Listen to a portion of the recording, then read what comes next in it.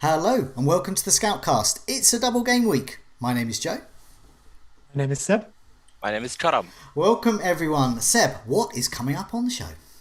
Well, that double game week we've been speaking about for a while finally actually appeared. So we'll talk about teams and players for that. But of course, there's a spanner in the works. Of course, there is this season. Manchester United and Liverpool had their match postponed. And there's a couple of permutations of how that could fall. I think, Joe, you're going to take us through that shortly. But we could end up with a good Liverpool double game week or a Man United non-blank. Either of those could be okay for planning. But with that aside as well, we also have some of your questions, specifically what to do with someone like Jesse Lingard. And we'll also look at the usual things such as fixtures, a differential, captains, transfers, and our scores from this week.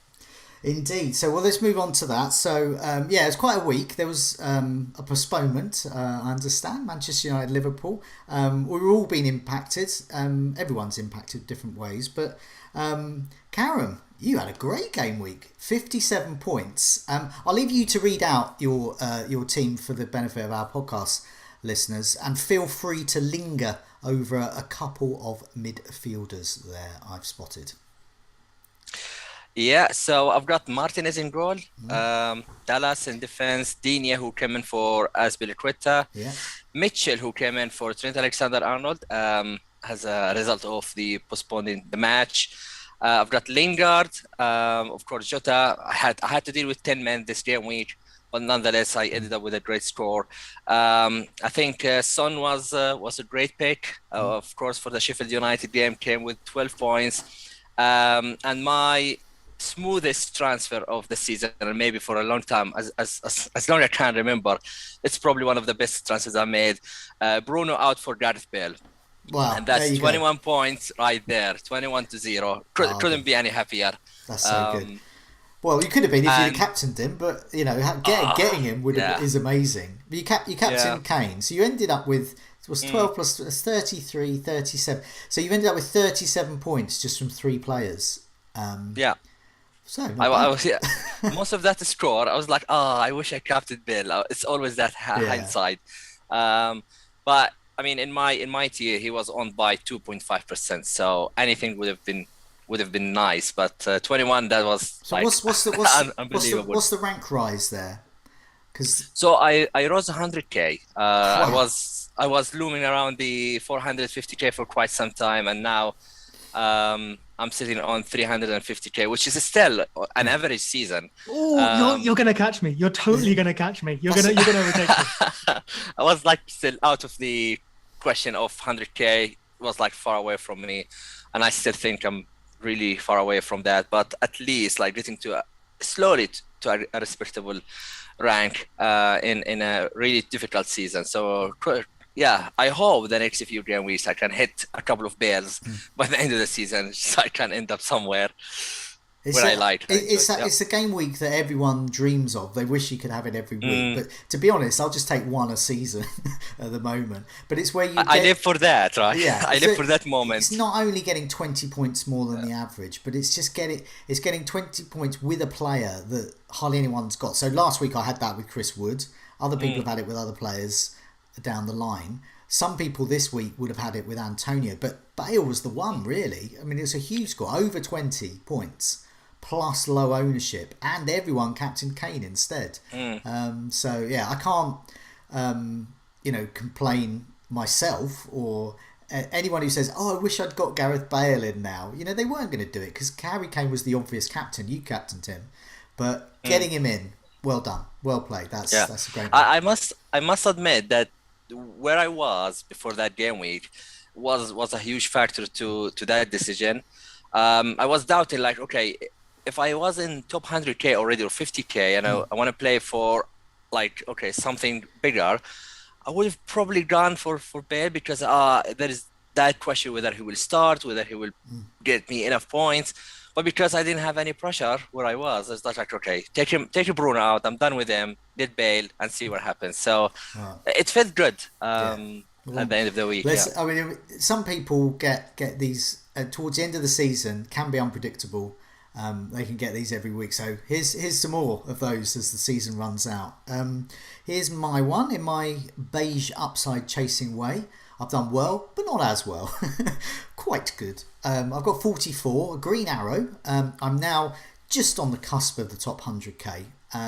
So with a 4 million, sub 4 million rank way back whenever it was, I consider this an achievement, even getting this far. But yeah, so I've got Mendy came in for me. Veltman, very pleased with the Brighton defence, as lots of people are, I'd imagine, who've got them. Alonso, 1 point, surprise 1 point, because he came off the bench. Joel Ward, I got him in as my Harry Kane enabler. I'm very pleased about Joel Ward, because he looked like quite dangerous, and he's got a double game week coming up. So happy with Joel Ward and his 1 point. Son, 12 points, thank you. Salah didn't play. Lingard's 2 points. Fernandes didn't play, so I only had 9 players. Harry Kane I captained. I brought him in for Vardy, so I'm not too bothered about that because Jamie Vardy blanked as well. Chris Wood, the mighty Chris Wood, 6 points, and Iheanacho 5 points, who would have been my captain. So getting Kane in has cost me 3 points, so I'm not too bothered about that. And of course it means I've got Joel Ward. And on my bench, no one played. Forster, Jota and Shaw and Phillips, none of them played. But 2 exciting things happened for my boring bench. Nat Phillips was back in the lineup, although none of them actually made it out of their hotel to go to the match because it was postponed. But nevertheless, Nat Phillips, the genie's out of the bottle. Nat Phillips is fit, so this is good. Meanwhile, Hasenhüttl has come out and said that he is back to rotating his goalkeepers. McCarthy's had his go, and I couldn't believe it. I don't know whether Hasenhüttl is an FPL manager, because he said for the next 2 matches, he might as well have said in the double game week, Forster's going to play, and then I'll go back to McCarthy again, which is fun. So I thought I'm going to have to make a goalkeeper transfer to make some semblance of a bench boost for this double game week, but he's just saved me that move. So thank you. We do appreciate some coaches like Tuchel and Hazelnut, who just says for FPL managers who's gonna start in goal. That's brilliant. But all of a sudden, that bench became potentially very powerful for you. The bench boost game week potentially is going to have Nat Phillips, the mighty Joel Ward, Chris Wood, and Fraser Forster. So there's doubles. You can take your pick, either Lingard, Chris Wood, or Son. I don't know. I mean, some single game week is going to go on the bench somewhere. But I'm not going to do one of those bench thingamy-jigs where I'm going to bench Salah and Fernandes and Kane. Look at my bench boost. I'm not going to do that. So, but anyway, let's move on.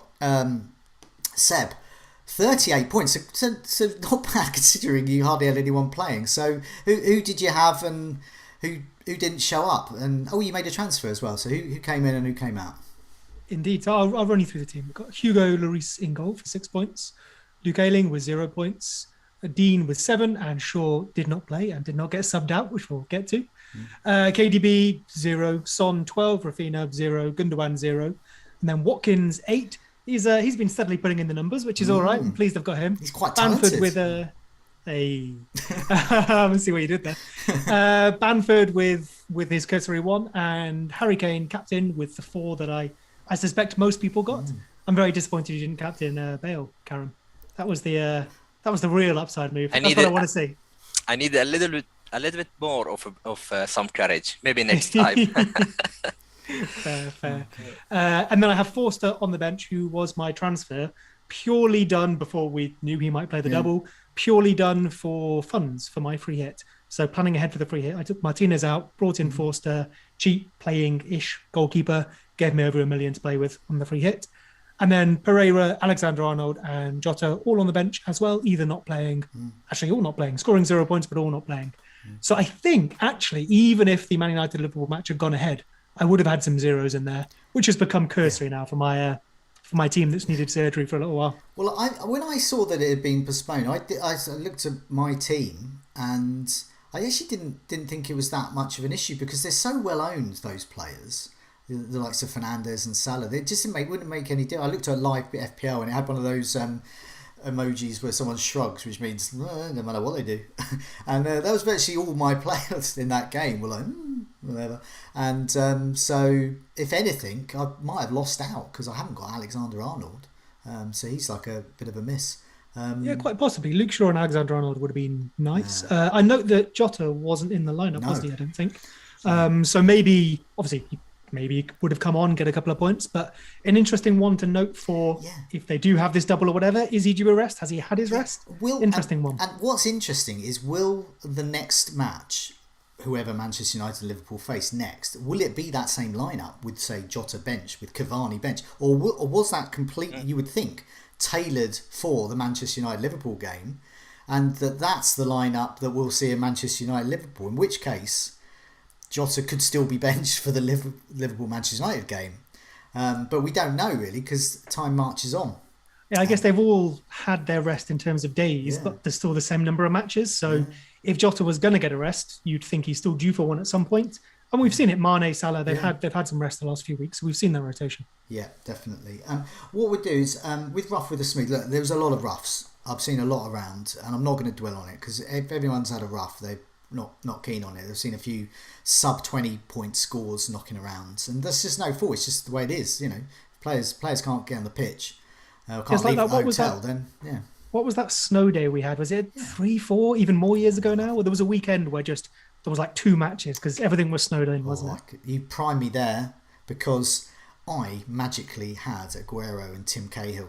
I think it was Everton. Oh, Tim Cahill, it was a while ago. I think it was the Everton City game. No, it was Tevez. Yeah, and it was. I think it was the City Everton game. But anyway, it was a game in which I captained Tevez, who did really well and got like 30 or 40 points, and then I think Tim Cahill got something, and no one else played. So basically, if you had Tevez and Cahill, it was like huge green arrow, and if you didn't, then you either grey arrow or nothing. So that must have been quite a nice platform as well, because the rest of those games were happening again at another point. Yeah, it almost feels like getting some free points and then being able to set up for that future week. I think one of my favourites, I mean, talking reminiscing-a-thon here, but one of my favourites was when Arsenal and Bolton was postponed. And then Arsenal and Bolton, I think, played each other twice in the double game week, or rather maybe the week before and then again. So I was well stocked up on Bolton and Arsenal players, and this was when Gary Cahill was with Bolton and was a goal-scoring machine at the back, and that's when Arsenal were amazing as well, and I think Matty Taylor played as well. I mean, it was an FPL points bonanza all through those postponements. So, you know, never know. It can be a bit of a blessing in disguise for FPL managers. Talking of blessings in disguise, with the rough, with the smooth. So I said we're not going to look at any rough, so we're going to look at one smooth here. So this is a guy that I think has possibly given up, and I'm hoping that he comes back, because he's got 2 top 10k finishes under his belt in his career. He's called Sean Lee. He's languishing in the top 2 million at the moment, so I think he's around the 2 million mark. But what a week he has. Let's put his team up here. Okay, feast your eyes on this. So getting a good game week when everyone else around you's had a bad game week is an amazing feeling. So this guy's got 89 points this week, and he's going to remember this for years to come. He's a game week rank of 5k. I mean, that happens once every 2 or 3 seasons, I would say. You get like a huge rank like that, and it just couldn't have gone any better for him. McCarthy 5 points, Alioski 1 point, Cresswell 2 points, Target 2 points, Stroik 1 point, and then Gareth Bale. We're talking about captaining Gareth Bale. We captained him 42 points. Souček, and he had Aubameyang back from malaria for 12 points. Bamford, Watkins, and then Antonio. Not a hint that he was going to start. 13 points. He had a full set of 11 players. 89 points in a week where the average was 39. He literally went up 50 points over wherever he was. He hasn't made a transfer since game week 29, so technically a dead team. But he has the pedigree in him, and so I hope if he's watching or listening, this might spur him on to just make some moves and just see what happens. If anything, he's had the game week that you can only dream of in a season. 5k game week is absolutely huge, and it's game changing wherever you are. So yeah, well done, Sean. Okay, double game week strategy. Okay, so there's been some changes. What picture am I going to put up here? Double game week strategy. Here we go. This is what we know so far. So at the moment, Liverpool and Manchester United, we don't know quite yet. what's going to happen. So I'll go through what we do know. So what I've got here is I've got the fixtures on the screen, and then I've also got sorted by fixture difficulty. And sorted by fixture difficulty, you see Crystal Palace are top in Game Week 35, Sheffield United and Southampton. Southampton have Liverpool and Crystal Palace. And Arsenal have West Brom and Chelsea, Leicester, Newcastle, Manchester United, and so on. And that's have a look on Fantasy Football Scout to read more of that. With single game weekers, you've got Newcastle, West Ham, West Brom, and indeed City, and not got the best fixtures at all.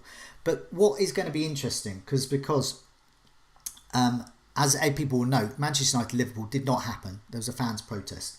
That match is likely to mean, this is likely and a possibility I'll even add in, that Liverpool's West Brom fixture, which is in Game Week 36, will move to Game Week 35, allowing Liverpool to then play Manchester United in Game Week 36. That scenario, if that happens, will give Liverpool an awesome double game week and propel the likes of Salah and Alexander-Arnold to captaincy status, because that means they will have Southampton and West Brom, two of the most obliging defences there are. Good news for Manchester United as well. We know they have a double, but everyone was thinking, well, I'm not sure. I might sell Fernandes. I might not load up on them because they blank in Game Week 36. No more. They play in Game Week 36, and we've had a hint of their lineup as well. So feel free. The likes of Luke Shaw, Harry Maguire, Greenwood even, give them a go. Meanwhile, there is another possibility. And this is, so get this, bear with me. The other possibility is that the West Brom Liverpool game remains where it is in Game Week 36, and Liverpool then double in 36 with West Brom and Manchester United. Either way, either scenario, Liverpool are getting a double game week. Will it be in 35? Will it be in 36? We don't know yet. So it'd be either one of those two. And Manchester United will have a double in 35, and they definitely will play in 36. So at the end of all of that, load up on Liverpool, Manchester United, because they've got lots of fixtures coming up, and the double game weeks look potentially quite lucrative. So we've had some questions from the community about this, particularly around chips as well. So some people have got some chips left, but nevertheless, it's quite a good exercise really for those that don't have any chips left to see how they're going to be faring. My immediate thought is, if you don't have any chips left, this is good news for you, because you don't have to suddenly navigate the fact that you've got Manchester United players in your double game week blank. They don't. You can keep them and play them. Liverpool, if you've got Liverpool assets, you don't have to think, well, do I get rid of them because they've got a single game week? Well, they don't. They've got a double game week, 35 or 36. Looking at the community questions, which I've temporarily lost, but I'm moving down my notes. Luke asked, he just wanted to know your thoughts on a free hit chip strategy for the season run-in. So potentially some people are going to play it in Game Week 36, but now Game Week 35 could be more lucrative. And Shirtless asked, fellow bench boosters, what are your plans? I have McCarthy, Lucas Moura and Stroik, who I'm not keen on, all rotation risks. Shall I take hits for double game week options? So forget the players. I mean, this might be, other people might be in the same situation of X player, Y player, not nailed on. Is it worth taking a hit for the double game week? So I'll go first because I'm quicker than you two, because you two have got your free hit left. So I'm a bench booster. I have a bench boost left. And those that listen and watch regularly know I'm not keen on the bench boost. I definitely wasn't keen with Fraser Forster, but now I am. So what this change has done is meant that I have pretty much a bench now. Nat Phillips has got a double game week, so I might as well keep him. I got Joel Ward in for it. So look at those kind of players. If you've got a bench boost, look at those cheap enablers. Palace, Guita in goal. If you're without a goalkeeper, Guita's quite a good pick. Everton defence, Seamus Coleman, Pickford even. There's some bargains to be had in defence who are handy for a bench boost. I wouldn't say, play them every week in an 11, but for a bench boost, they could be quite handy. So for me, this potential postponement has helped me a bit. So I'll probably be bench boosting with Forster, Phillips, Joel Ward, and Chris Wood. So I'm quite pleased with that. I'll probably only get like 4 points out of all of them, but nevertheless, there is the potential for a 16-point bench boost, which is the minimum really you want. So yeah, moving over to you two. So we'll go with you, Karam, first. You've got a free hit to play. So strategy-wise, before we talk, in depth about the players, strategy-wise, are you going to free hit 35? Were you going to free hit before with 35? Has it changed your thoughts? Well, yeah, I still have the free hit. It's the only chip I have this season, and I activated it as soon as the game week page refreshed. So I was very much determined that I will do it regardless of whatever happened during the last weekend. And a clear reason for that is that basically I found out my team is well set up for, or reasonably well set up for the game week 36, the blank. I don't have many players who are blanking in 36, so I can field 10 to even 11 players with a free transfer I will get back. And I thought I don't have a lot of doublers in 35, and the ones actually, some of the ones I have who have a double, I don't want them. So basically, I decided to activate it now, and I get my team back in 36, and I can use the last three free transfers to navigate the rest of the fixtures this season. The news of the postponements that you well done explained it as much as we have an info now will be a factor to the decision I will make, because if Liverpool gets a double in 35, then it makes sense to load up on Liverpool. But if they don't, then I have to look for some assets elsewhere. I might have some coverage still, because I think the Liverpool-Southampton game is still decent enough to have at least one of the midfielders in my free hit team. But if they get a double of potentially West Brom and Southampton, that's a triple up in there. And in my free hit, I will try and get some exciting players that I don't want them afterwards. They perfectly lie in a free hit punts, and then see what happens. And I hope I'll be fine by the end of that game week 36 and beyond. So in essence, having the free hit now, just for those thinking, what I might free hit later, 35, should I do it? I think what it enables, because there's so many teams involved, even without Liverpool involved, you can, on Friday, because it's a Friday deadline, as we can see on the screen, Leicester kick off with Newcastle at 8 o'clock.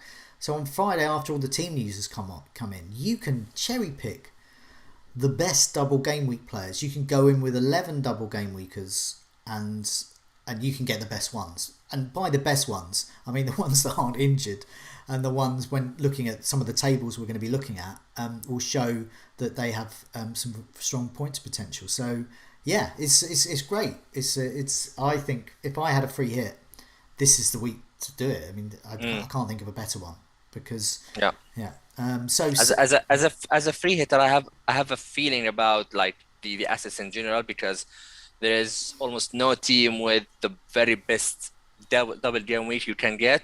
The best team with the best fixtures on paper is Crystal Palace, but then if you want to target Zaha, who might have an injury, or a Guaita or Ward, who their defense are shipping a lot of chances, so having Liverpool in there will benefit some of the non-free hitters who own already Trent and Salah. But to me, for example, it sorts the captaincy. For example, I can go for a different triple up, maybe a Robertson or a Mane, just to look for some differential picks. So I think as a free hitter, I would prefer to have a Liverpool in a 35 double game week, but it's not in my hands, of course. So let's see how it goes between now and the next couple of days, and should be fun free hit. And so for you, Seb, as well, you're free hitting in 35. Was that always the plan? And if so, has the postponement and the Manchester United and Liverpool, has that sort of changed your thinking? Has that made you definitely want to free hit now? I've hit the button, so definitely free hitting. Can't take that back. Originally, the plan was 33, I think it was, when City and Tottenham weren't playing. And as we saw in that week, I missed a load of players, quite a low score. So certainly using it this week, because I adjusted that with this double coming. And I think Karam's covered a lot of the thinking really nicely there. My team is set up decently enough relative to where I've been for the weeks around it. I'd argue the postponements probably made it a little bit easier for people not free hitting. But at the same time, it's offered us free hitters, the same advantages we had before. We get to leave it late. We get to, in theory, pick the ideal 11. And then maybe quite nicely with Man United not blanking the week after, someone like Luke Shaw, someone like Fernandes, what a lot of people have got, we can go back to them from our free hit. Easily we've got one more player. So quite nice, I think.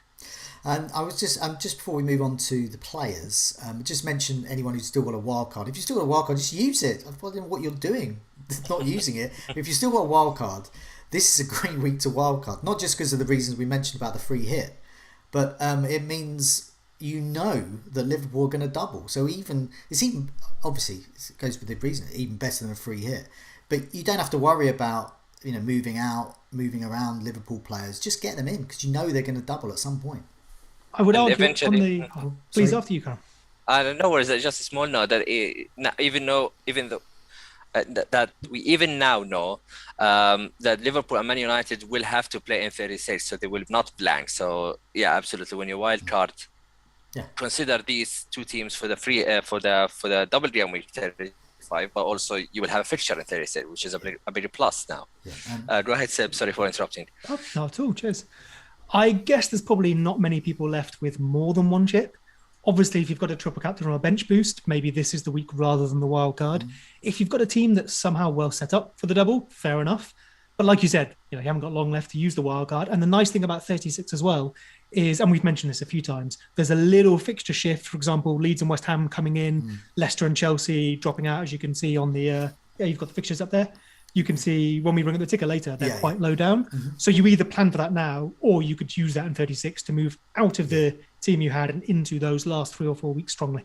Yeah, definitely. I mean, you can put them on the bench. I mean, for the likes of, say, Kufau, Antonio even, not the greatest of fixture this week. It's pretty good. I mean, West Ham against Everton, it's not too bad. But nevertheless, you can bench them. And then, hey, presto, came with 36 onwards. There you got them. Same with Leeds players. Same applies. And also, just those who are holding Brighton players, I've got Veltman myself. I know I've seen Lewis Dunk and Sanchez. Their quite good run actually comes to an end this weekend. So we're about to enter the end of Brighton's good run. That's why they've been so handy in recent weeks, because they've had the fixtures to do it. So tougher fixtures on the horizon. What I'm going to do now is hand over to Seb, but before I do that, I'm going to put something up on screen, and so that's something we can draw on. And this will be the top 20 players by XGI, which is expected goal involvement, last 4. This is all players, so it's dominated by double game week players, which is handy. But it's also got the likes of Kane, Wood, Antonio, KDB among the standout single game week options. But when people see this table here, they'll see the likes of Iheanacho, Salah if he has a double game week, and Bruno Fernandes. Chelsea players figure prominently. So I'll put this up now and hand you over to Seb to talk about some of the players that are interesting, particularly on a free hit. Cheers, Joe. So I'll kick off with a couple of questions we've had from the community on this subject.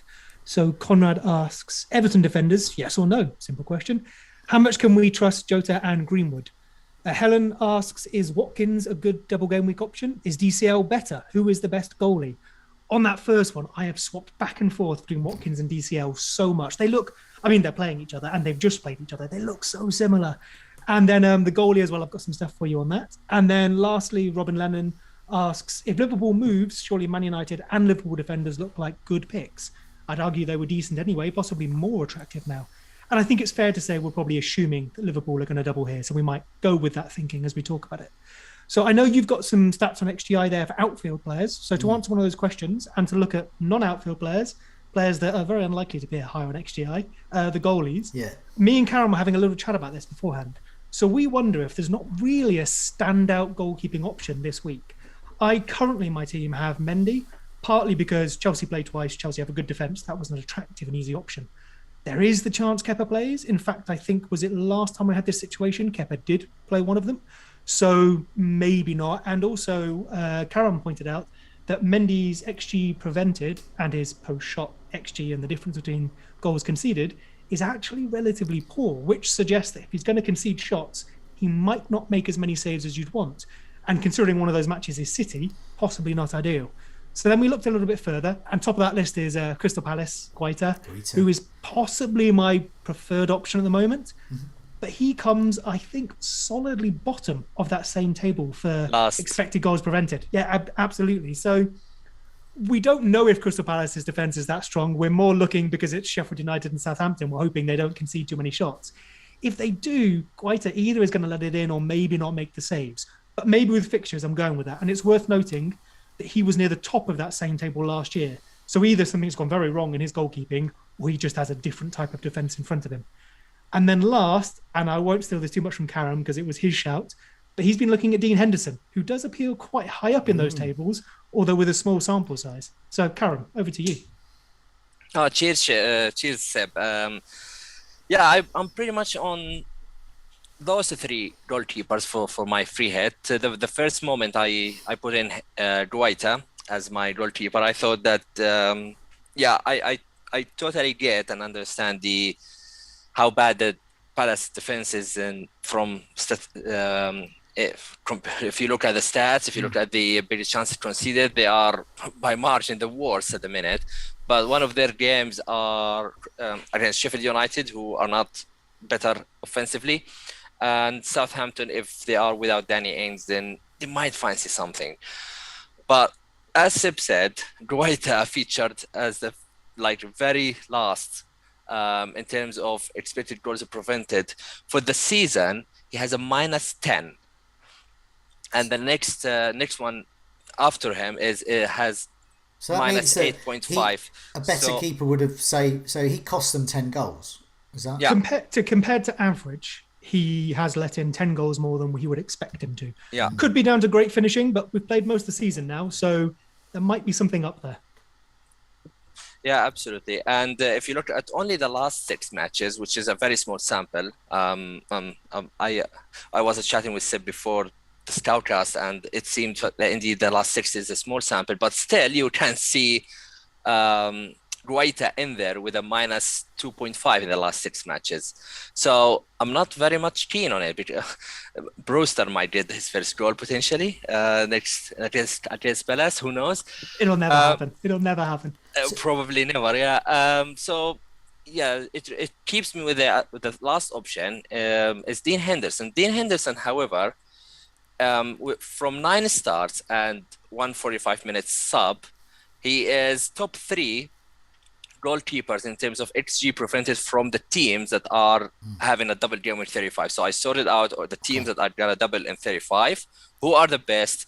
Alisson with a +3, and then Dean Henderson with almost 1 goal, and then Pickford 0.6. So I'm not with the games that Manchester United have, and even as a team, not only the goalkeeper, but as a team, they are still very strong defensively. At 5.2 for the same price of Mendy. You are potentially getting a better fixture. Man United playing one game against Leicester and the other one against Villa, so I can't rule out a clean sheet and some save points. So no, I mean I'm not on a free hit, so I don't have the sort of the luxury to move goalkeepers around as much. But Dean Henderson would be someone who appealed to me a lot. We saw what he did with Sheffield United. Kept them up. He's a good goalkeeper as well. But I look at that David De Gea and I just think, will he play both those fixtures? I assume so, but I don't know. And that's the element of doubt. Will I actually get a single game week goalkeeper there?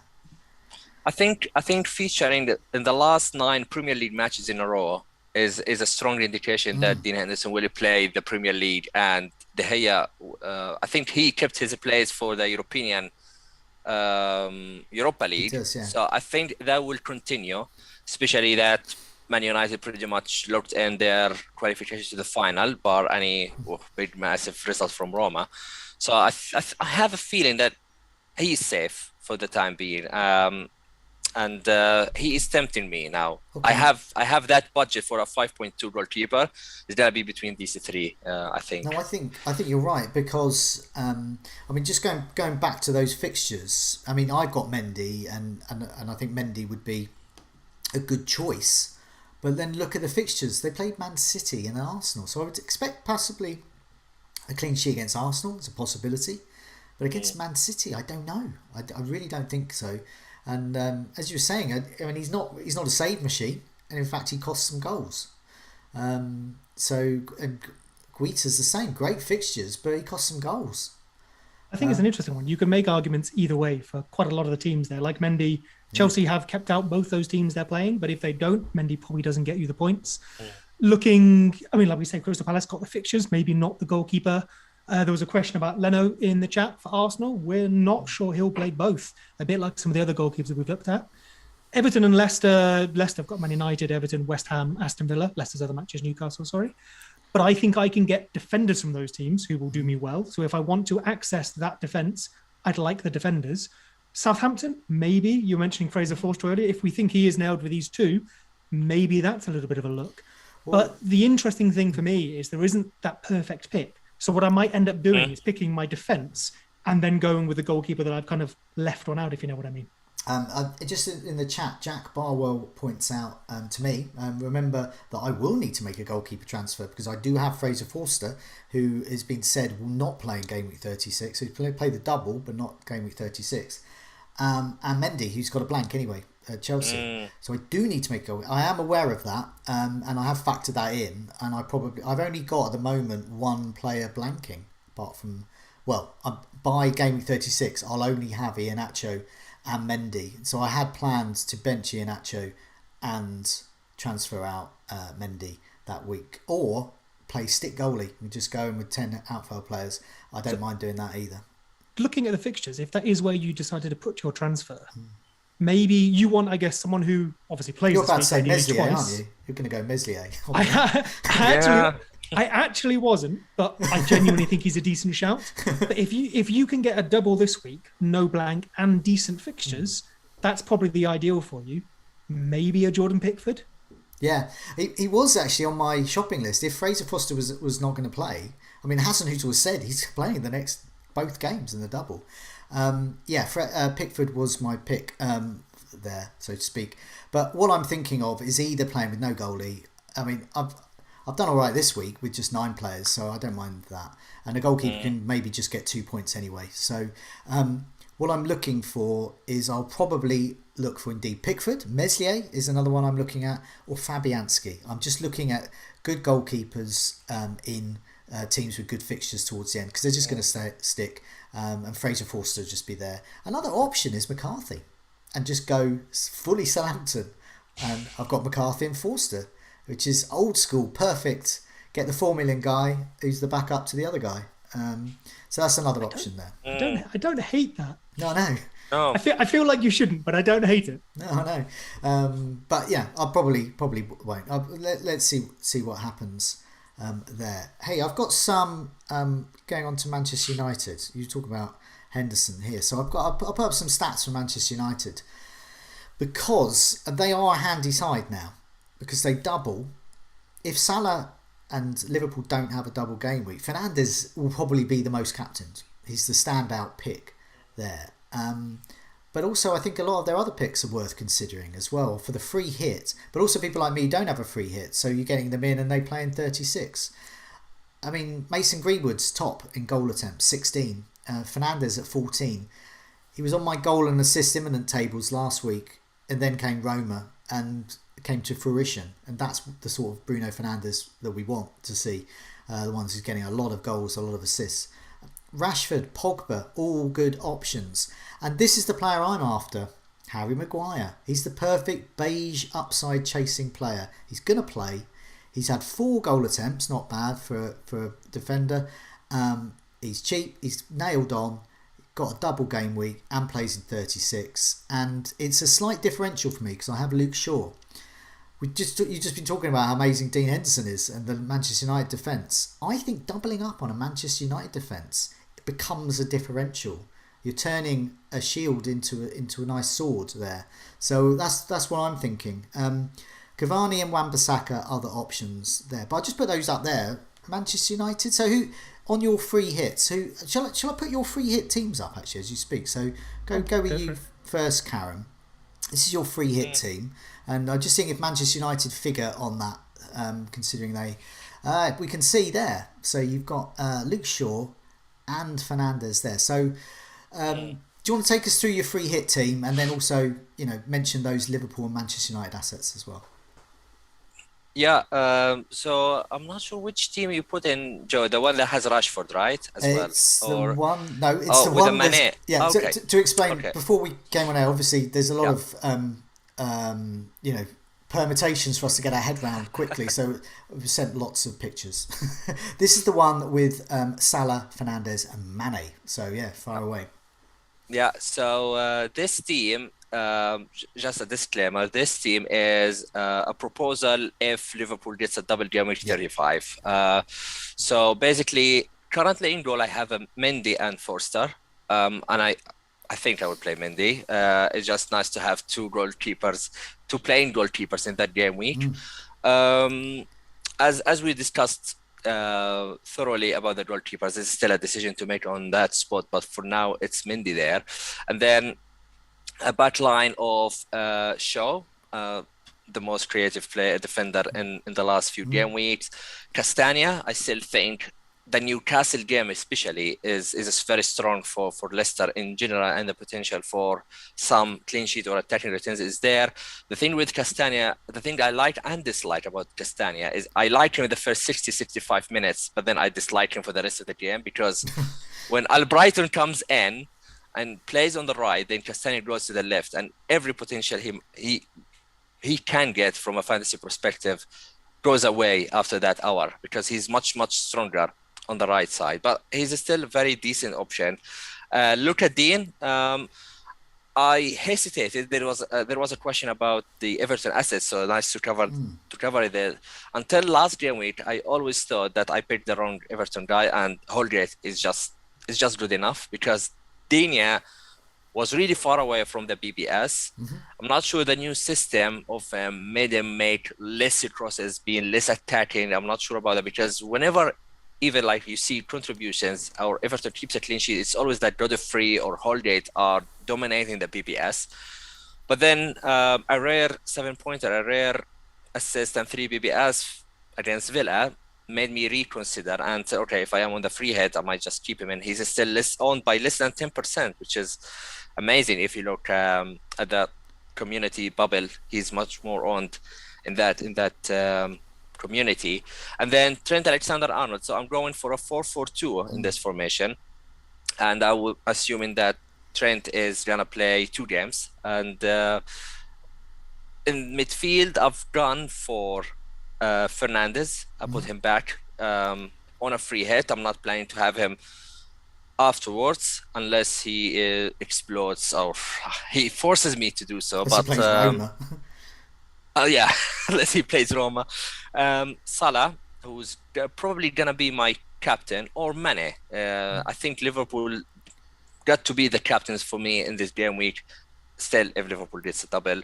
And I like the idea of going Mane and Salah because we've seen in the team sheet against Man United, Jota was benched, was dropped, was rested. I don't know.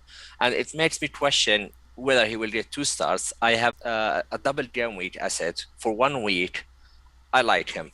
And Zaha, who is taking the 4th spot. And that Zaha spot can be if he's a major doubt or he's gonna not play the first game of the game week of the double game week, then it might be Madison and I have to change a couple of things.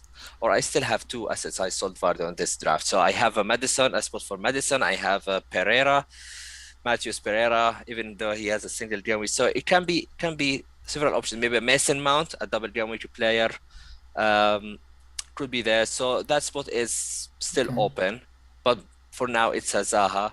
And then up front it's really Iheanacho who's picking himself and Calvert-Lewin. And I'm still undecided on taking Calvert-Lewin or Watkins into the double game week. But to me, for now, Calvert-Lewin is considered as one of the best captain options, so it makes sense to have him in my team as well for that double game week. But Watkins is pushing as well. You don't have. I was going to say you if you don't play Zaha, and you've got Vidra, who presumably would be a bench option. Yeah. Could you go with both of them, Watkins and Calvert-Lewin up front? because I'm going 4 at the back, I might not be able to do it, or just go for a 4-3-3. If that's what you mean, yeah. Yeah, do Zaha. I'm assuming Vidra would be your bench option, so do Zaha to a bench option. Yeah, maybe Eze if you could afford it for a good bench option. I wonder if because you don't have Kane, who I do, so I wonder if the way you solve that DCL Watkins problem is have both of them. Yeah, it's a good idea. It's another good proposal for that. If I go on a free hit, Watkins is still highly on, and if I want to go a bit maverick with Aston Villa, I will go El Ghazi instead at 5.2. It's not for the price; it's because what he offers when he starts, he always offers lots of shots and he's on penalties. So when he scores, he also dominates the PBS because he's getting a lot of shots on target. Or he's good for the PBS system. So I might stick with a 4-4-2, but just go El Ghazi instead. But I need to know if Grealish is still out for the whole game week to take that risk. He's out for the season. He's been chucked down to Dean Smith's well. He's not coming back.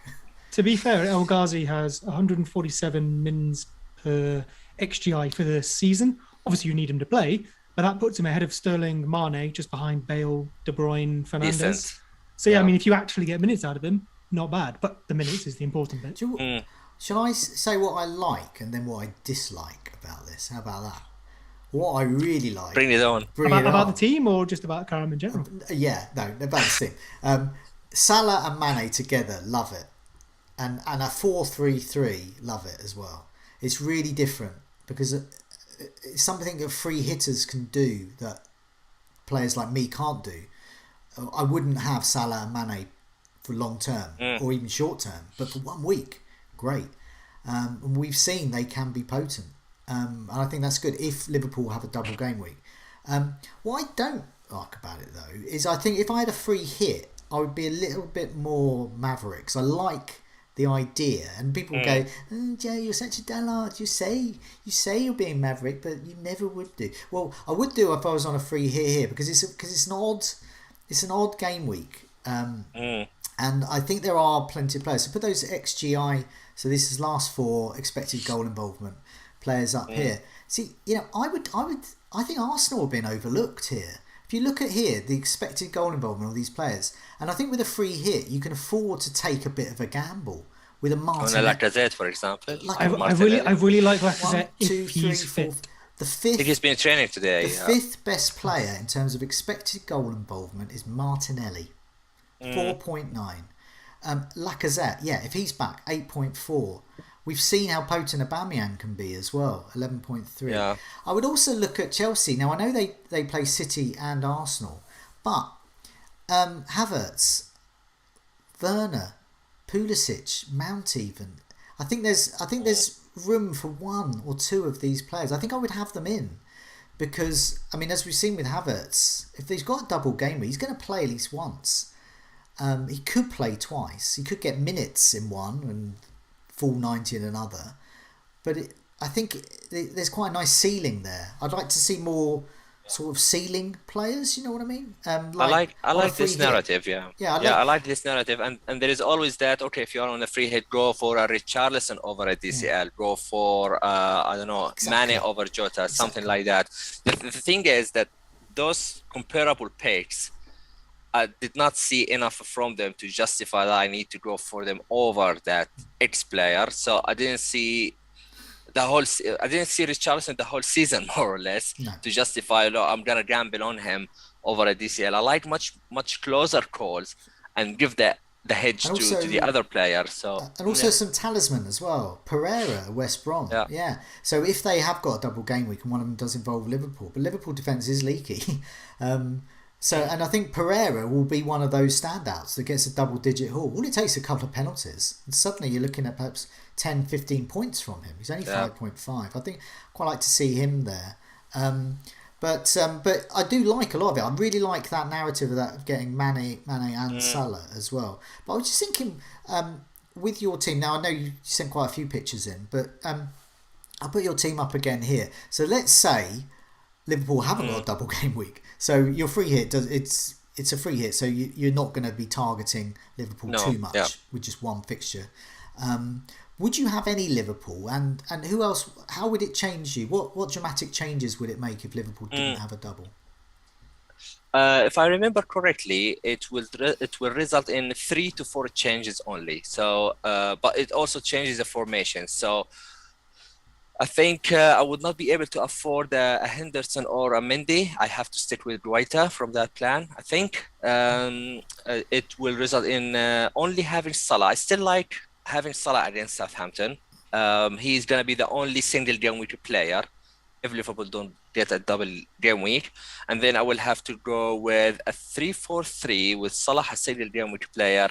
And it's going to be 2 spots remaining, 2 changes. It's going to be either Vardy and let me bring up the forward because I actually forgot it. So I think in one of the drafts I will have a Vardy and the other one I won't. So yeah, basically it has to be Vardy and Rashford instead of a Mane, and the funds will be distributed elsewhere. Because I think a lot of listeners and viewers will think, well, okay, I'm planning for Liverpool, but then if Liverpool don't have a double game week, I've got a pot of money suddenly. So where does that go? So for you, it would be the likes of Manchester United midfielders, Vardy as well. That's exactly the way I want to simplify it, if I can. That instead of having a triple Liverpool, I will have a triple Man United and a triple Leicester. For the Liverpool draft, I will have in a couple of each. Maybe if I draw Dean Henderson, it will be a triple United. So that's the main change. I will keep Castagna, Digne, and Shaw, Iheanacho, Calvert-Lewin is still in that draft, and Zaha is still there.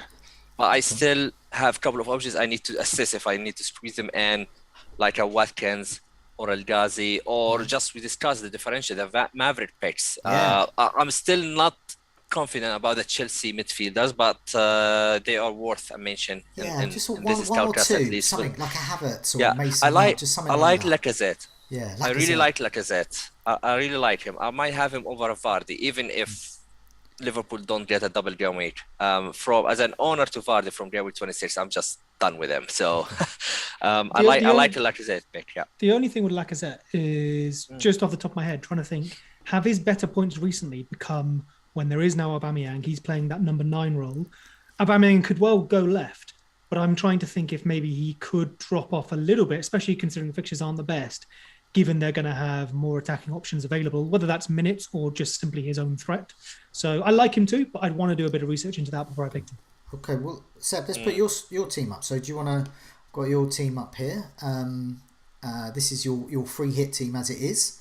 Do you want to go through those players and let us know your reasoning behind some of these players?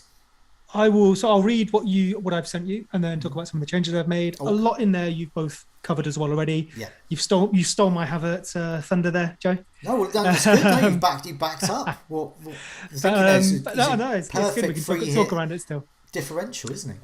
I mean, I made some changes even as we were talking here, but at the moment I have Mendy in goal, Alexander-Arnold, Shaw, and Luka Dean at the back, Gareth Bale, Fernandes captain, Zaha and Havertz in the middle, Harry Kane, Iheanacho and Calvert-Lewin up front, with a bench of Forster, Smith Rowe, Thomas and Holding. You can see there the bench has just gone for, cheap and cheerful, quick and easy. The main theory with putting this team together so far, and obviously like everyone who is free hitting this week, is that this could change, everywhere, right? Injuries, I could change my mind. I'll see some stats. I'll do some more research. We're recording this on a Tuesday. Just had a game postponed. I've got the rest of the week to think about it. But my main theory so far was just grab those players that popped into my head, if you like. I know who's doubling. Who do I think just could score some good points? Maybe I watched Havertz look like a ridiculously clinical number 9 / attacking midfielder and popped him in there without even looking at fixtures. The fixtures are tough, although I don't know if Arsenal's tough anymore. Is it mid-table in terms of underlying numbers? So could do well there. And then someone like Harry Kane, I know you didn't have him, Karam, and to be fair, it's probably a really good way of getting some money. But I just saw Leeds, and I know, obviously, Leeds fans may be being a bit pessimistic. I know recently we've obviously pointed out that Leeds have improved before those 3 tough fixtures where we did okay. But I think people maybe have gone a little too far the other way now. So our numbers are firmly mid-table. It's not like we're the best defence in the league over the last little while, So I would be very tempted to hold one of Bale and Kane at least, especially with Bale's performance last the weekend. I mean, the Brighton game, which I managed to watch, and it was lovely to be able to watch a full game. I don't often get to do that during the afternoon. But it was lovely to do that. And obviously, as you know, as a Leeds fan, there's something about Brighton and Leeds. Brighton often... Oh, it's your press. You're really tight. They always have that. I mean, I remember years ago, just Brighton always seemed to get the better of Leeds. I don't know why.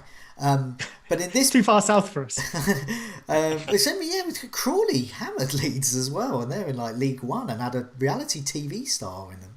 So, yeah, maybe it is a South Coast thing. But anyway... The point I make is that Danny Welbeck was great, and Mbappé that turn for the goal was amazing. Yeah, I mean, that turn was good. Mbappé I thought he was a great player as a sort of a peak Firmino. He's running, getting the ball, retaining the ball, making the shrewd passing.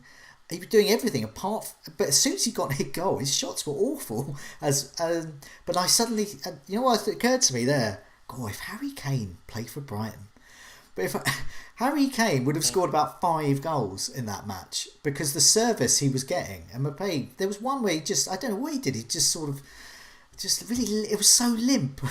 It was the limpest leg movement I've ever seen. I'm not even going to call it a kick. It happened in the first match as well. Those cutbacks from wide areas where you were able to probably outnumber us, I guess, off the ball. Those cutbacks where Mbappé really should have put some away. Exact same thing again. Just looking at the numbers here, you say Harry Kane would have scored about 5 in that match. Brighton have an XG of 48.97 for the season, but have actually scored, 35 goals, so a difference of 13.97. Well, Harry Kane pretty much hits his XG on the nose. I think he just exceeds it. He's probably far exceeded it this season, but historically. So realistically, Harry Kane scores 14 goals for Brighton there. I think that really... maybe. But over the season, I really think that is the thing. And I mean, looking at this table further, Brighton are the worst there. Then Fulham, then Sheffield United, then Burnley. That old adage of you need a striker down the bottom, it's a problem.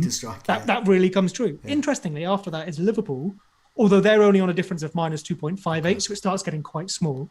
2.3 of those, I think it was, has come in the last 6. So they're underperforming at the moment, which I guess you could read one of 2 ways.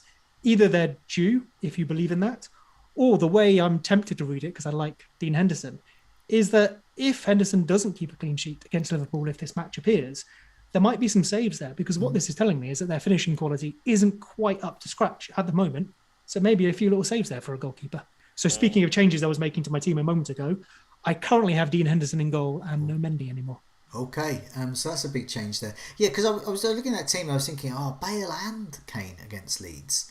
And I still maybe think that might be slight overkill, but having seen Leeds and dreaming of Brighton having Harry Kane up front, I can see why Harry Kane's. I just wonder whether Harry Kane is indeed fit. Yeah. But I can see you've got to have Bale as the differential. Son would do the job as well. You obviously asked about what Karam would do if Liverpool played twice or didn't play twice. I guess this is more the opposite, right? Because this is made before Liverpool maybe played twice. So the real easy thing is drop Kane, use that money for a Salah. Yeah. Depending on what I've got left, maybe there's a Lacazette there or another striker. I could do my DCL and Watkins, which I really want to do. Go 3-5-2. So Kane. Yeah, quite possibly. Kane and Smith Rowe out for Salah and God knows who, Brewster or something. I like Martinelli. The chat shouted out, but his mins per XGI is phenomenal. Obviously, you need to get those mins, but he's just under 5 million. He could be a really nice bench or 5th, even 4th midfielder option. I quite like that, especially if we're not sure on Lacazette or Aubameyang. Although obviously with them both back, he might not get the minutes. What are the? Oh yeah, there's the change. Oh yeah, go for it. Yeah, just want to mention on the Martinelli, he's up there with Kane, Iheanacho and Salah in terms of expected goals involvement with a 3.12. And it's only players who are ahead of him. It's decent. Quite like him as a 4.8, 4.9 now. So, yeah, maybe he's going to be a pick for one of the Maverick picks who are in a free hit teams, but that was before Aubameyang coming back from his illness. So which formation will he be used in, like as a winger, as a number 10. I'm not sure, but yeah, I like the pick.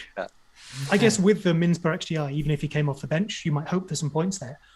Realistically, for me, he might end up sitting on the bench anyway, just on the off chance. Say Bale doesn't play, for example. Maybe that's quite a nice little double game week sub to have. But I think what I'll be doing mostly before I settle on the final team is my 3 subs there. You can see are a little bit thrown together. They're teams who play twice who have a cheap player. I'll probably refine that. So I've got Mitchell instead of Thomas at the moment. Holding's still in there, but we'll see about that. And obviously Martinelli for Smith Rowe. If I lose Kane, there's a chance a few things get upgraded. And I've mentioned it a couple of times now, but I am tempted by Watkins at Calvert-Lewin. I think their numbers, if I recall, over the season are pretty similar. If they're fit, they play. They're both ticking over with points nicely. And the really quite nice thing, putting stats aside, was we got to watch them play each other literally the other night. And maybe I'm putting too much into this because I was watching it while looking at this team. And they were both having chances and scoring at both ends. And it was one of those where, well, do we think this will just happen again? Just pick them both, get a goal from both of them. They've both got another fixture. Easy. And you are less likely going to see a change in the way both teams will shape up against each other because the time is really short to practice on different things, or the team has changed their mentality to something else. And the decision to include Calvert and potentially Watkins has to do with the game the other night, because in a 2 weeks time, it's really difficult to see something different than we just saw last week.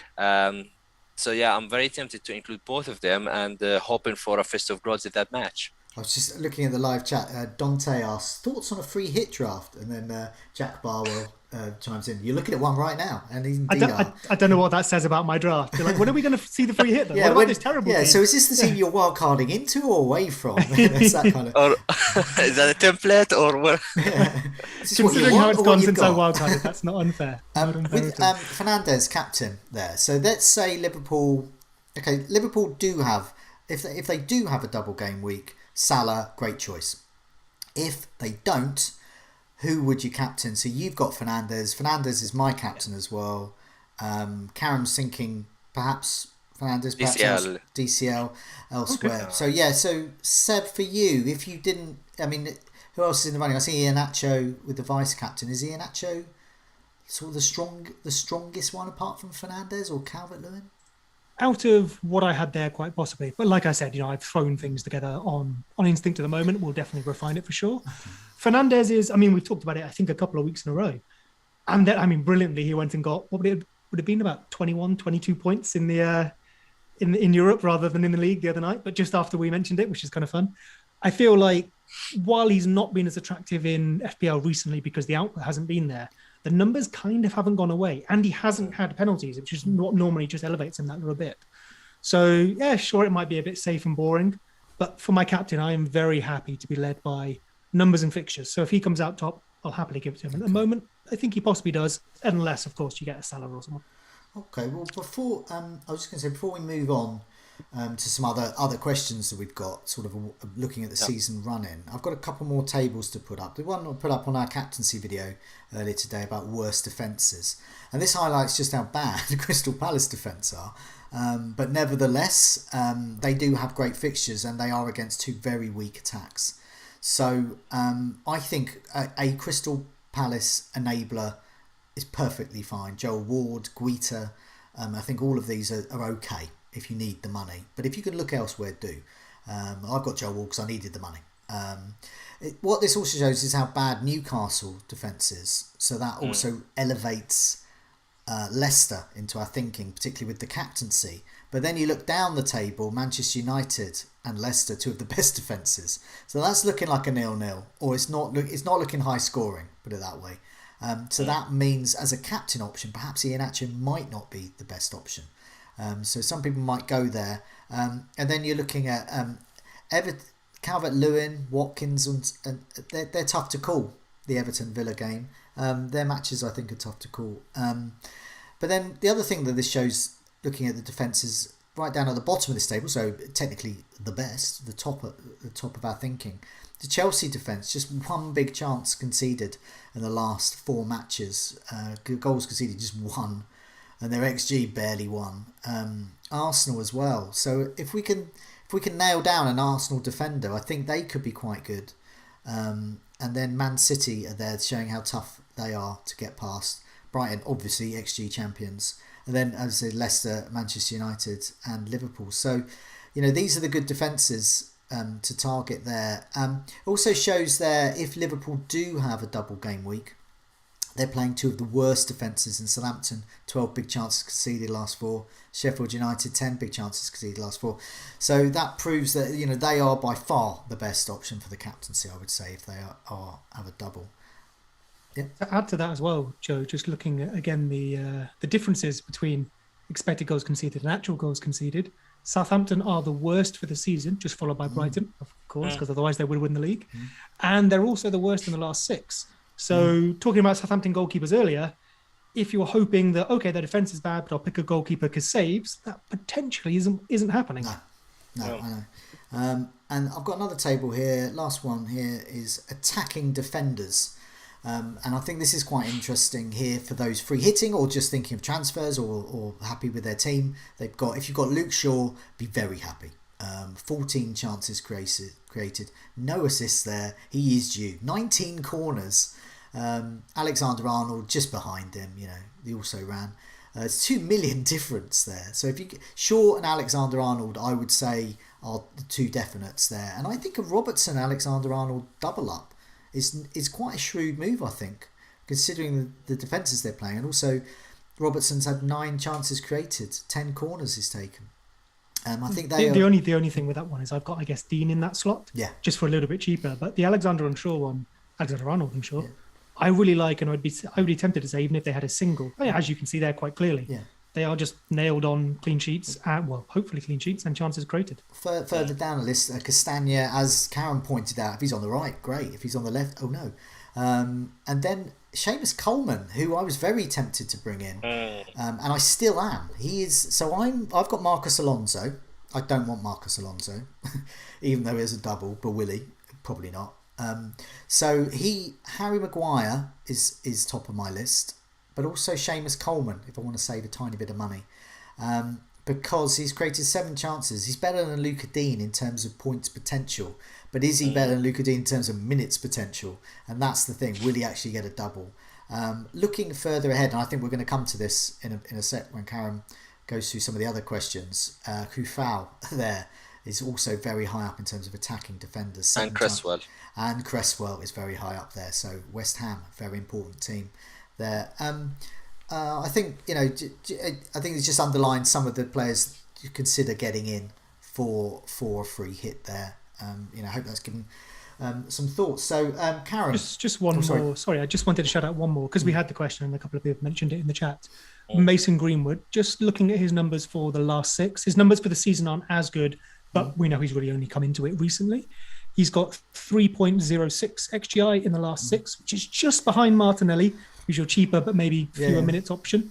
For comparison, Bruno Fernandes is on 4.4, but it's not too bad. Havertz is on 3.6. Yeah. So if you aren't, say, doubling up in defence with Man United and have got Bruno Fernandes, maybe there's an option there. Although maybe he feels slightly awkwardly priced, where you can't quite bench him or have him as a 5th or 4th mid, but he isn't going to take your Fernandes slot.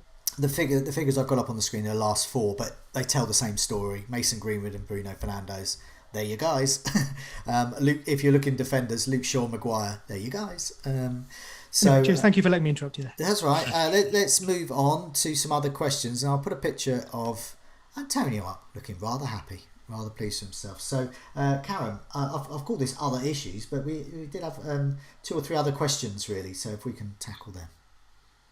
Yeah, of course. Although most of the Scoutcast will be dominated by the Double Game Week teams, we have some questions already about some other teams. And Jules is asking, what is the best 3 players for the season run-in after the Double Game Week? Another question about Jesse Lingard. Is Lingard out a harsh decision or it's a necessity? Tony is asking, is it time to bring Antonio back in? And we've seen he is back with a bang on. So I just want to clarify that. Jules' question there, I missed out a vital word there. It's the best 3 attackers for the season. Attackers. So obviously Antonio, I guess, is in her thoughts as well there. Yeah. So yeah, most of the questions are about West Ham, who will have a decent run in for after the double game week, and we are currently invested in some defense and Lingard in particular. So let's start with you, Seb. If you have Lingard, would you consider selling him, or you would keep him? I guess that's a tough one because if you don't own him already, does it feel a bit like, buying the top, as it were? You're buying him now on the downtrend. His numbers have tailed off a little bit, although they're still all right, 2.27 in the last 6 for XGI, which is down with your Jack Harrison, although your Aubameyang as well. So not terrible. He's obviously overperformed that by about double, if not more, but we know that's what he's doing at the moment, so fair enough. The fixtures for the rest of the season, though, really do improve. So the two teams I really like, there's a few, but Leeds and West Ham, just on paper. I've mentioned that Leicester-Chelsea swap a few times. I think there's a nice couple of one-to-one swaps you can make as well. Chelsea midfielder for Lingard, for example, maybe, or a striker over to Antonio, who, if I'd known was fit, would have been in my team for Bamford a while ago, I think. But so when I say, are you maybe buying the topper on the way down, his numbers are just about holding up. And, he's looked very good recently, a little less good, say, in the last couple. But with improved fixtures with Antonio back, I'd be tempted to hold if you had him, maybe explore better options if you don't. But like I said, with that fixture swing, I don't know if there are better options. It's very easy to sort of go, oh, he did so well recently. Like, he absolutely exploded. And anything less than that now feels like, oh, I've got to sell him. But if he's still performing, above what he's worth, he's still a good pick. Okay. How about you? Joe, let's go for you. Okay, well, I'll do a couple of things. One is, let's put up some stats, more stats. This is West Ham against Burnley. So this is what happened with Antonio back with Lingard as well playing. So what we have seen with Antonio was that Lingard did really well with him before. And then we thought, Lingard won't do well without him. And then he did do well. But then West Ham dropped off a bit. And I think Cresswell may have been the main reason behind that, because he starts a lot of the play. But anyway, these are the stats here. And it shows how potent Antonio is. Expected goal involvement, getting on for nearly 2. Scored 2 goals. Shots inside the box, 5. This is good. This is one match, by the way. 5 shots inside the box, 2 on target. That's good. That's what you want to see for a player you're targeting. So going back to Jules's question about best 3 attackers, yes, Antonio is one of them. At the expense of Lingard, if I was wild carding now, I wouldn't have Lingard. I would have Antonio, and I'd be looking at some other teams elsewhere. But but I have Lingard. I don't think I'm going to get rid of him, because as Seb was saying, West Ham's fit. We'll come to it shortly. The next 4 fixtures. The West Ham's fixture is so good, I think it's worth doubling up and giving it a go. But nevertheless, in this very small sample, West Ham against Burnley, Antonio, huge potent threat. Ben Rama was the guy who is doing what we hoped Jesse Lingard was doing. Created 5 chances, 5 crosses, 4 goal attempts, 2 shots inside the box. This is good stuff. Meanwhile, Lingard, right at the bottom, 1 chance created, 1 shot, expected goal involvement, a 17th of a goal. What's that? I mean, a couple of stitches on a football. I don't know what that is. That's enough for him to score 2 goals on recent form. Well, that's but Antonio scored 2, and he got the expected goal involvement to show that. As I said, this is a really small sample. But what this also shows is Kufau there with 10 crosses and 2 chances created, 4.7 defender. He is probably I'm hoping I've got a transfer left to get him in. And this is why I might go stick goalie in 36. I just think it's worth going for this guy, because he's got the assist potential, there's clean sheets potential, and he's only 4.7. I think he's absolutely great. I'd even be tempted now to get him in. If I wasn't bench boosting for the double game week, I would consider getting him in. I think he's that good. We know Antonio has those numbers and can do it against anyone. He scored against poorer sides, but he's just done it against Burnley. He scored 2 against City in each match this season, scored against Arsenal, I think Tottenham. I had a little look at Leeds and West Ham for an article for FS Scout last week, I think it was.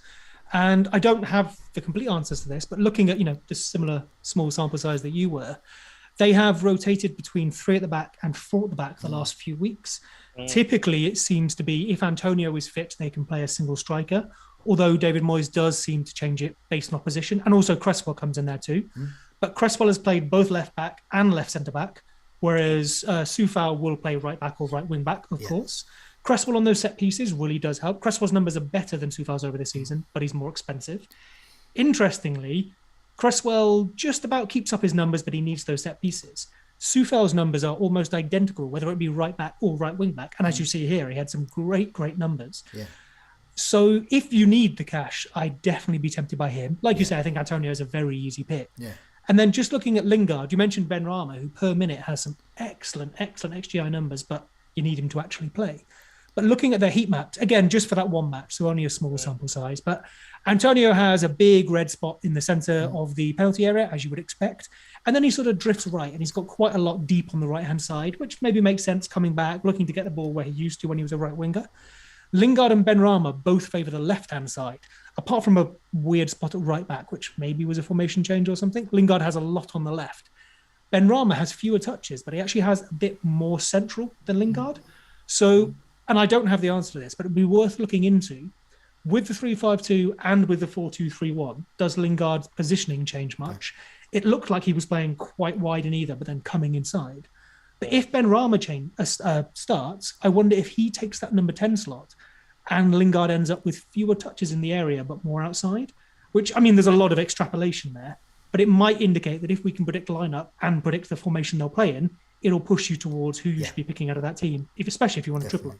I also think going back to about the attackers, I also think with price points, as I often do with the game, and I think at the moment we've only got 4 fixtures left, 4 game weeks left. I think the price point. I don't think you need to have such a breadth of price points. I think it's important to have an expensive one like Kane, because he can go down to whoever you want. And the other two ones, I think there's so much choice in that 6 to 7 million or so price bracket. I would go for 2 of Antonio, Chris Wood, or Calvert-Lewin. They would be my main ones. And I think with the double, if you've got Watkins, great.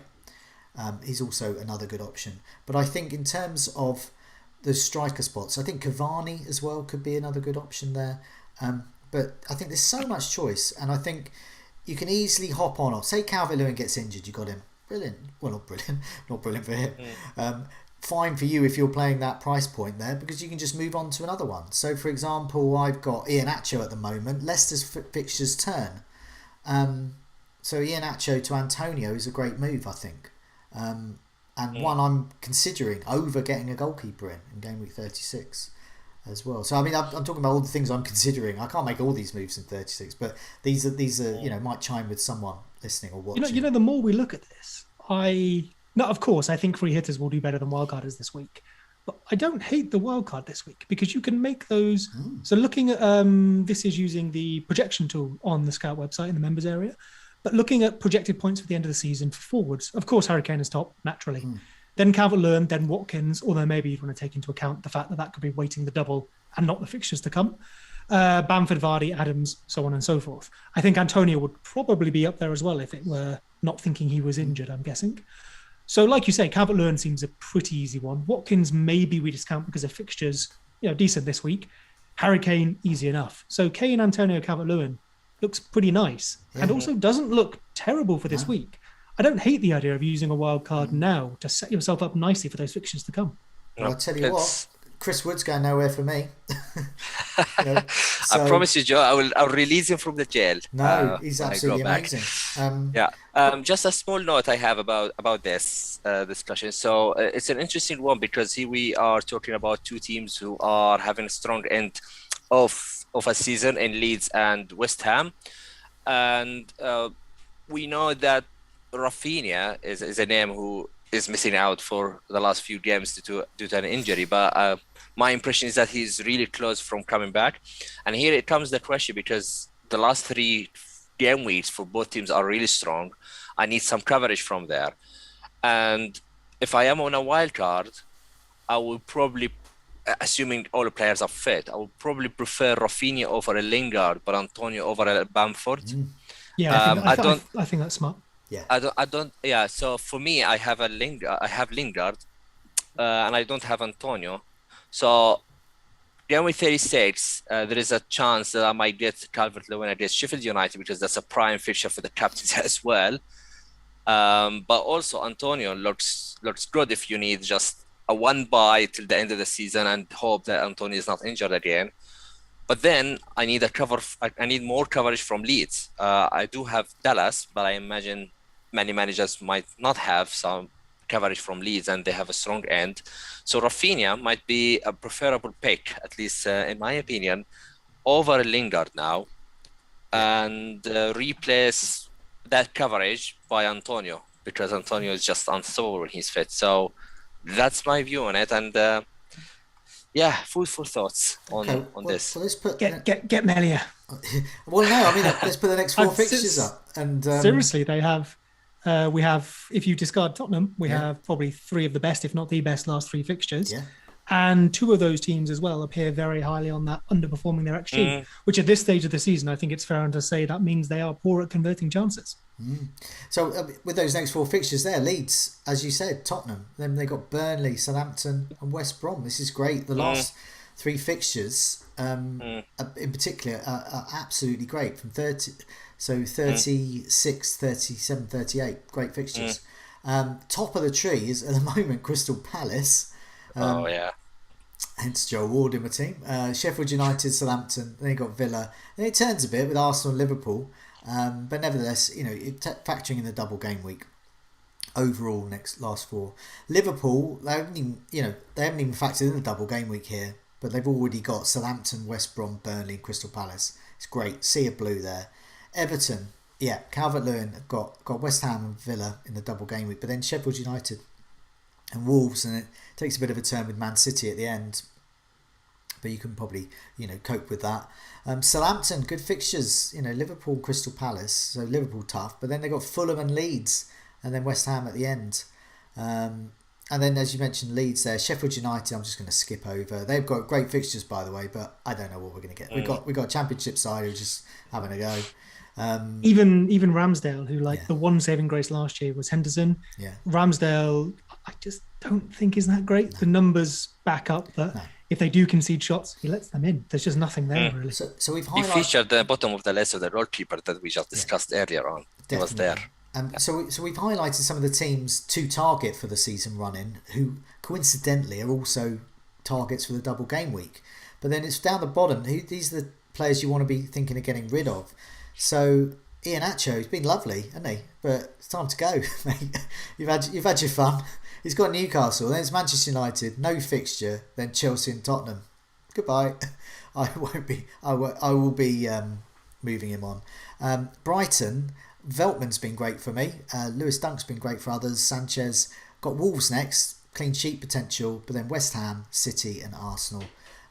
You never know. They can pull out a good performance here and there, but it's not a fixture run I would want to rely on. And you can see Chelsea, the fixtures turn as well. So I've got Alonso and Mendy. I think for free hitters, this is why Chelsea are great for free hitters. Just the odd punt here and there. Havertz, Alonso, I don't think he's going to get the minutes. And Mendy, as we said, is not. He's going to blank in 36. So he's got City and Arsenal in the double, and then they don't get much better. They've got Leicester and then Villa at the end. So last hurrah maybe at the end. Wolves. I mean, we don't know what that 4-0 drubbing by Burnley is just put everyone off. Really, can't be trusted. Newcastle have a terrible 2 fixtures, but get this, people. Callum Wilson, captaincy, game week 37 against Sheffield United. Could be the move there. At St Maximin, differential captain, game week 37, Sheffield United. Then they play Fulham. So Newcastle against 2 down and out relegated sides could be quite handy. Tottenham, they're still good, still great fixtures there. So I mean, this table here just sums up what both of you have been saying about players to get in, and especially for the double game week, really. So any thoughts, anyone? I mean, it's a shame Man City are destroying my team and rotating so much in the Premier League, because they're decent too. I think Mahrez has scored 1, possibly another so far tonight. He's looking amazing recently. De Bruyne's numbers are good, but obviously not really playing. So I think we can possibly put them aside. You could punt on a Ferran Torres or something, but I don't know if that feels like a second tier option. So we've called them out a load of times. Liverpool, great fixtures, Leeds, West Ham, North Sheffield United, Everton. I think there's some very easy swaps there from like our Chelsea and Leicester, as we've mentioned. Iheanacho to Antonio feels like the transfer pretty much everyone should be making. I might end up with Bamford, Kane and Antonio rather than DCL. But if I had to build a team now for the end of the season, it's probably going to have, say, Melia, Dallas and Rafinha. It's going to have Sufel or Cresswell, probably Sufel. Someone in the chat asked about replacing Fofana. I think Sufel's a nice, easy one for that. And then obviously your Antonio up front. Everton, DCL. Tottenham, you've got Kane, maybe Bale we can squeeze in there now, although we probably want Salah from Liverpool. I think there's quite a nice little selection to build almost an 11, again, go back to the wildcarders, that really focuses on those teams that have got great fixtures left, and maybe throw in a Fernandes there as well for fun or something. Okay, and Karam, it's your turn to pick a differential, so I don't know whether that shapes your thoughts the next four. So Flapjack and FPL Prince both back Sigurdsson. We let Flapjack get away with that one. So they backed Sigurdsson recently. Karam, who was it you picked recently? Iheanacho, which is I think our greatest Scoutcast differential pick all season, definitely. And I've just seen who is 4.8% owned, so I won't say, but if you don't pick this player, Karam, who is the best low owned 5% or under gem for the next four matches? Who is it? I think Seb has got him, unless there are too many players with 4.8%. I didn't have him at the beginning of the Scoutcast, but as the video is going on, I thought, like, why not? Let's get him in, and it's Alexander Lacazette. If he is, he's back in the training, and I believe he should be fit for Thursday. Nice double game week, maverick pick for those who are on a free hit. I think they end the season with a couple of nice fixtures as well. And if you fancy someone at 8.4 million, 4.8% owned, who has West Brom, Chelsea, caveat to that they blank in 36. And then they end the season with the Crystal Palace and Brighton. So I just want to say like an Aguero, like a nostalgia pick, but this time I'll leave it to Lacazette. Maybe somebody else pick Aguero. Was that the one, Seb, that you had? I was going to say Antonio. Ooh. Who is also 4.8%. Now you're kicking yourself. I did not know Lacazette was 4.8. I didn't know Antonio was 4.8. Okay. The only thing that holds me back from Lacazette is when we were talking about maybe that change in how they're going to play. But to be fair, great shout. Got the double. So why wouldn't you go for someone doubling this week? Antonio, Everton, Brighton, West Brom, Southampton. So much of a muchness. Pick him next week and you end up with two great differentials. Can we agree on a combo, like, because both are 4.8%? You get Lacazette now and then you do Antonio. And Antonio Lacazette, his brother. No problem. I think both great picks. Antonio, 4.8.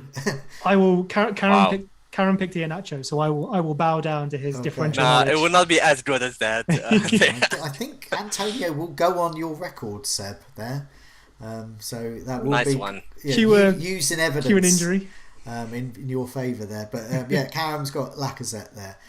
Let's move on to our transfer and captaincy plans. So we've already seen your team, so we'll put those up in a sec as well. So here's my lot at the moment. So I've got Mendy, Shaw, Phillips, who may have a double game week. Alonso, he's the one that's going to go for me. He's going to be my transfer. I've got 5.9, I think, to spend. Fernandes, my captain, if Liverpool haven't got a double. Lingard, Salah, who will be my captain if Liverpool do have a double. Jota, Son, Kane, Iheanacho. And then with my bench boost, which I'm going to enact, I'll have Fraser Forster, who's going to play, Veltman, who's got Wolves, Joel Ward, who has Sheffield United and Southampton, and Chris Wood, who's just brilliant. So I'm happy with this. Is with in terms of bench boost for me, it's now or never, because Fraser Foster's definitely playing the next two. So I've got a bench boost goalkeeper. Veltman has got Wolves and then his fixtures turn. So this is Brighton defender now or never. Chris Woods is brilliant whenever, so that's fine. And Joel Ward's fine for this week because he's got a double game week. So it's not like I would bench boost a Crystal Palace player in a single game week. I would in a double game week. Any changes? If Liverpool haven't got a double game week, I don't think that's really going to alter me, apart from the captaincy, to move to Salah, because Phillips has still got Southampton at home, so I'm still going to play him. I guess you might end up with no Jota, maybe. Jota could go, maybe. I don't know. But then if Liverpool don't have a double game week, they will the next week. So it's just a transfer I don't need to make, essentially. Alonso is going to move to either Maguire or Coleman, Seamus Coleman. I quite like the assist potential of Seamus Coleman, and I can't afford Luka Dean. I don't know if I want to spend that amount on Luka Dean, for the season running. So that'll be the move I make there. It all depends on whether I want to think ahead a bit more. But I'm quite into playing the game week in front of me at the moment, but with a slight eye on the future. But I am thinking in my head Iheanacho to Antonio, and that may involve a hit, which would solve my goalkeeper problem as well. So I would spend 4 points, I think, possibly down the line, but I might not. So I'm a bit up in the air there. But yeah, looking at the game week in front of me. Can I ask about one pick that you have in your team? And I imagine it's going to be a question for many about Diogo Jota. Yeah. So basically, when we saw the lineup at Man United, he was not starting. And that raised a couple of questions. Is it something like he is tactically not fit to play against Man United, and therefore, should the game go to 36, you will not expect him to start as well against Man United, because that's how Klopp prepared to play against them, or it's just a rotation, and one of the Salah, Mane, and Jota might get his turn by that time. So, as an owner, would you still be keen to keep him until 36, or you will look somewhere else, assuming Liverpool gets a double and Man United goes to 36? Yeah. So basically, say Liverpool get a double game week 35, I'll keep Jota. Makes sense. Moving him to someone else if he then got a double game week 36, because bear in mind, Jota's one of those players where if he doesn't start, it doesn't bother me so much. He can score a brace in the last 20 minutes coming off the bench. He can be an impact sub, so that doesn't bother me as such with him. It's a question of, if he has the double in 35, what would I do with him in 36, because he's just playing Manchester United, and we know, because we've had a sneak preview of the team sheet, that Klopp's not too keen on playing Jota then he could move. And then I could be looking, say, if Rafinha is fit, or looking to free up some funds. Maybe, I don't know. It's something because I'm looking at the game week ahead of me, and so 36. I have options there, I think. Could you do Jota to Rafinha and Alonso to Alexander-Arnold? Oh yeah, if I can. I quite like that. I mean, whether they double or not, I don't know, because then you get Alexander-Arnold rather than Jota. I feel like Trent is missing from this team. Yeah. But obviously, you've got 3 Liverpool players. You don't want to break it too much. And that also then leaves you might have to take a -4 to do it optimally, but the Iheanacho to Antonio is then the next transfer. So I feel like that's a decent route. So with my wild card a few weeks ago, I've been really pleased with it. There's lots of green arrows and gone right up the ranks, had the likes of Chris Wood and etc. Oh, it's pushed you to close to 100k or something. But the bad bit is exactly what you said there. The Alexander-Arnold was a glaring omission there, because he has remained a player I always want every game week. So yes, I would move Jota and someone else to get Alexander-Arnold in for the duration and just leave it at that. Yes, I think that's worth of a hit. I think I'm going to take a hit at some point on 36. Probably maybe even 37, to just settle me in to the season running, just to boost my West Ham, to maybe get the likes of Alexander-Arnold, maybe boost my Leeds quota, and that'll sort of settle me in, like being tucked in. I've been tucked in for the season running. But yeah, I think that's a good suggestion there. Let's move on to just to clarify again, because we've already looked at Karam and Seb's free hit team. So Karam, as we've been talking, we've already gone through your team, but has there been any thoughts about changes, assuming Liverpool do get a double? Yeah, I mean, that was a fruitful Scoutcast and made me think of some couple of changes. certainly the moves that we talked about to be more maverick, to be selecting players who will not grow, and certainly Lacazette was the main guy who's coming strongly in the equation. That would require some changes, but if Zaha is out, I might have to go for some other ways to fund Lacazette up top and go for a 4-3-3. Other than that, I still like the Mane pick. And I think the backline sort of picked themselves. The Digne to Coleman. I don't know if I have to do that, but it just start a bit. That I might do that. I might consider it because he's a good option. Goalkeeping is still up in the air as well. And lastly is about the captaincy. Now, assuming that Fernandes and Salah might be the most popular picks, I might enhance it with like additional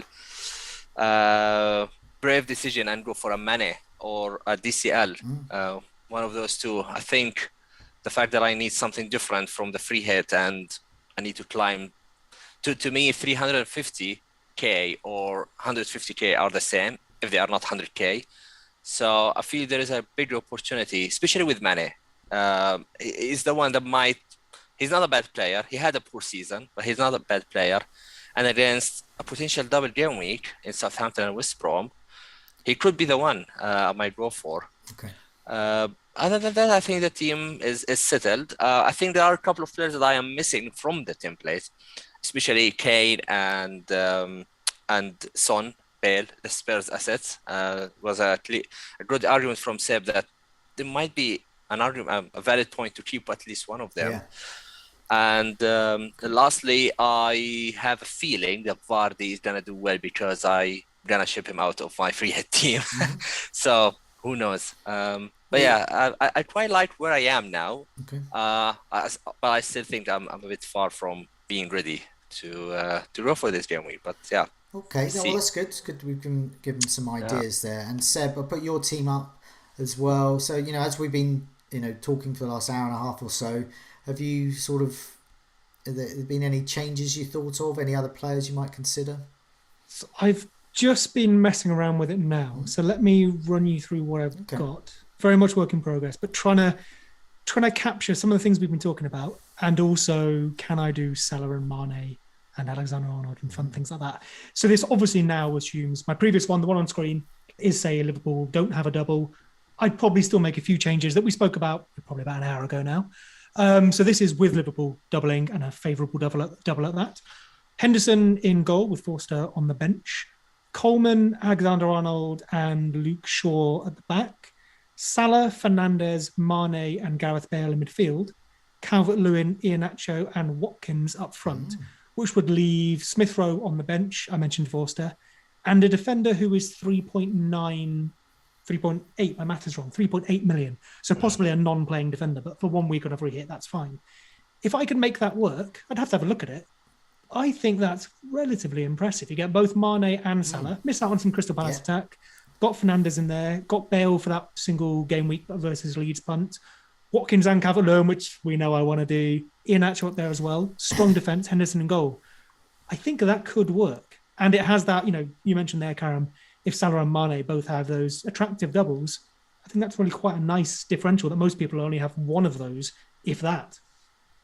No, good. It's good. That sounds good. And I do like that Salah Mane double up.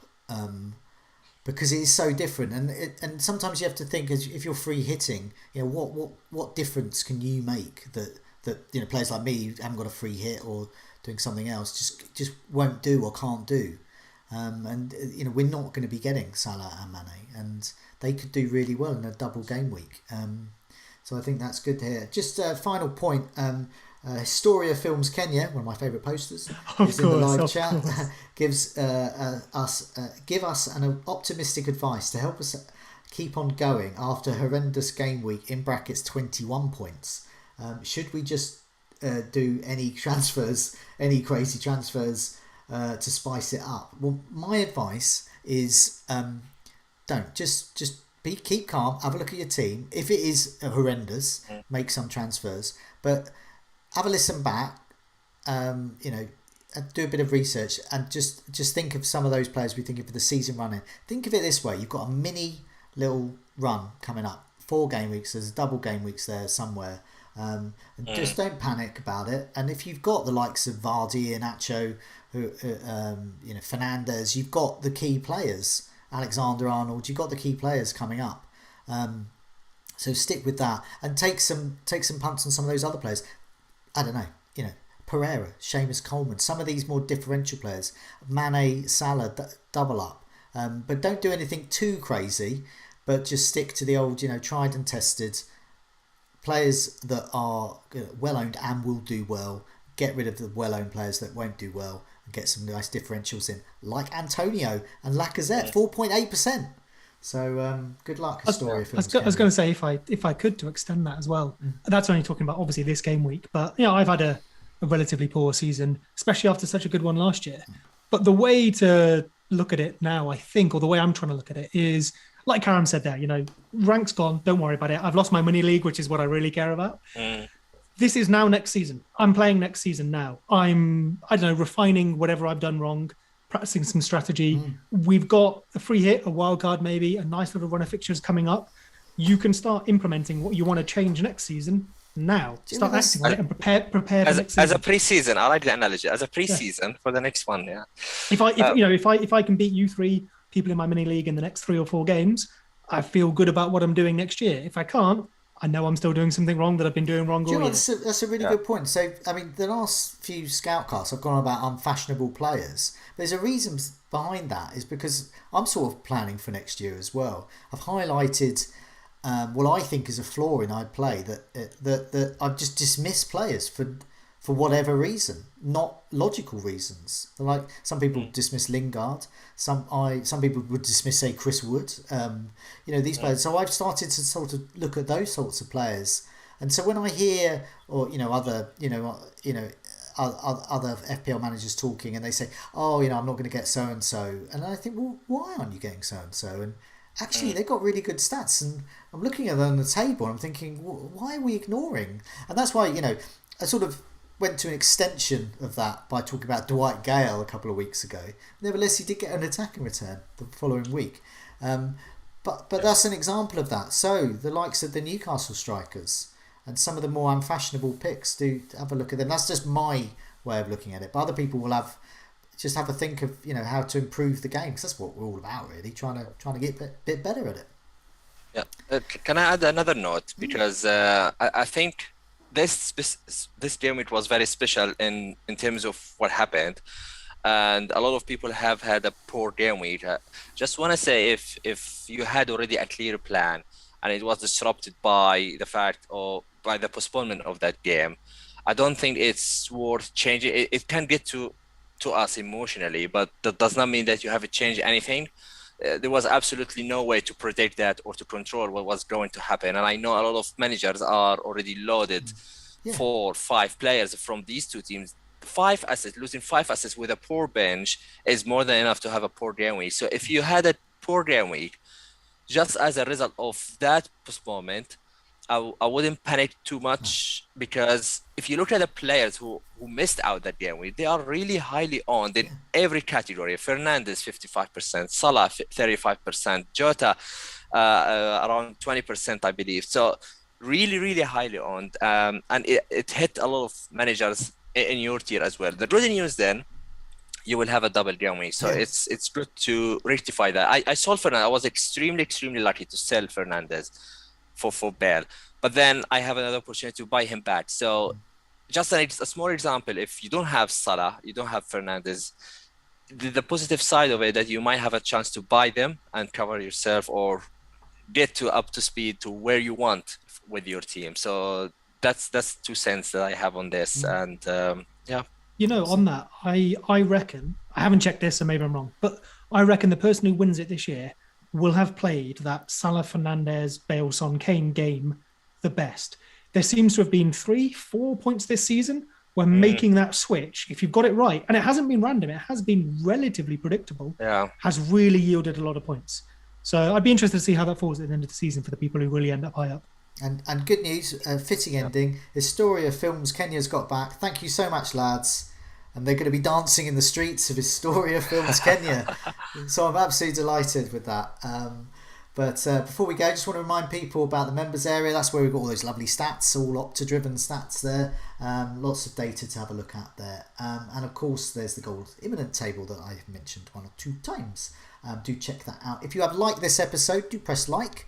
And also remember to subscribe on our YouTube channel, but also wherever you get your podcasts from. But in the meantime, it's a goodbye from me. It's a goodbye from me. And good night from me. Goodbye all.